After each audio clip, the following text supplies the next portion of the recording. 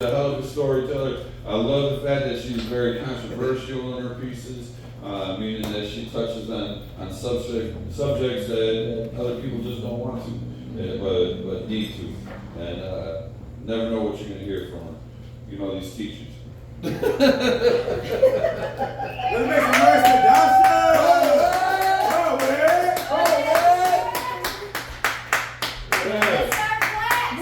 This one is from the vault, actually. This one is from 2011. Okay.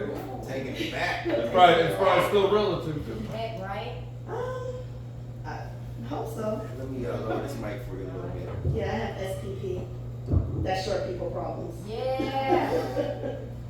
I recognize. I have a confession. And to many of you men, this might be surprising, you see. I'm trying to get men to understand distraction's masterful plan released on this land. It controlled my hands, just like it controls your hands. This thing had me thinking one thing while doing the other thing, all the while entangling this and strangling me, keeping me away from everything that should have been more and most important. I made her important. When I was with my mistress, I would scream and shout, too busy to hear the screams and shouts. My eyes glued to what my mistress was giving me, too blind to see my family, the secrets out. I am an adulterer in my own heart. I'm married to this gorgeous woman, and I let my mistress pull us apart. In my mind, I did no wrong. I went to work daily and daily came home, tucked away in my mistress's cavern, and didn't get out until near morn. So sad, man. Me being a man confessing this, standing in front of you, man, that I even neglected the master's guiding hand. My mistress had me tangled in her hands, my hands wrapped around her. She made me feel good about myself. I completely ignored daily validation from my God-given wife and let my mistress validate me with images she was beaming in front of me. Trapped me in a world that was so serene. This world of make-believe kept me away from reality, deafened my ears to the sweet sounds of my wife calling me, simply to see if I was ready to eat. Deafened my ears to the joyful sounds of my kids' desires to just hang out with me. My mistress played me.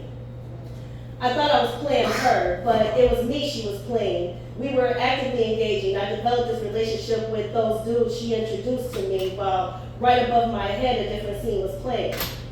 I promised my wife she'd never be a single mother, but a single mother I made her. Every night I went into that cavern, I was with my mistress while my wife and kids, so accustomed to that scene, grew accustomed to living their lives without me.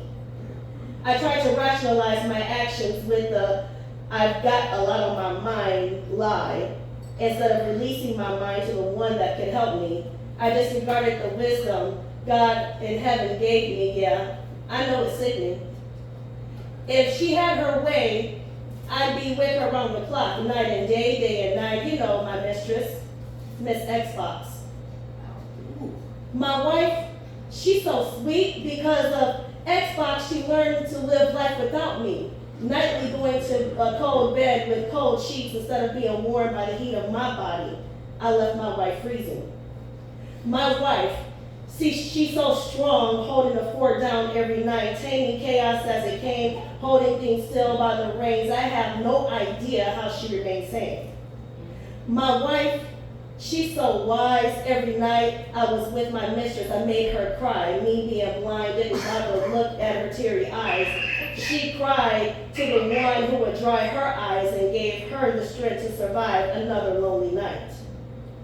God dried the eyes, I made her cry, took that tear and shoved that sadness in my heart. I felt hurt when my wife cried out to heavenly God, telling God how she was hurt by my ignorance and neglect. Then it came in my head to leave my mistress alone and join my wife in bed.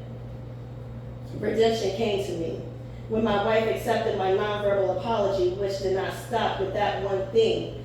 Through my actions, I apologized constantly to my wife and my God and my kids daily. Me and the mistress now have a casual acquaintance, which has my wife joyfully singing, dancing, and praising. To her I'm returning, leaving Miss Xbox in the dust waiting. this poem is misleading. It's not the husband but the wife doing the writing, so you can be thinking what you are thinking about Miss Xbox. The mistress is misleading. Miss Xbox, he never did leave. His hands are wrapped around her right now, this night. I'm still crying. Yeah. Oh, man.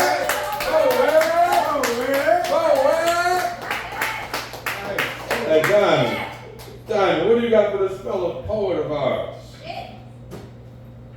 I know you got some, right? That's a beautiful piece.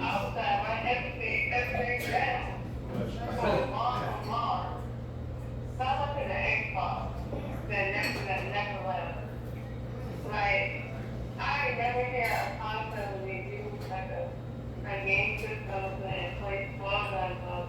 Yes. I like the song you said dancing and crazy, and then you went off. I'm just thinking. Yep. Okay.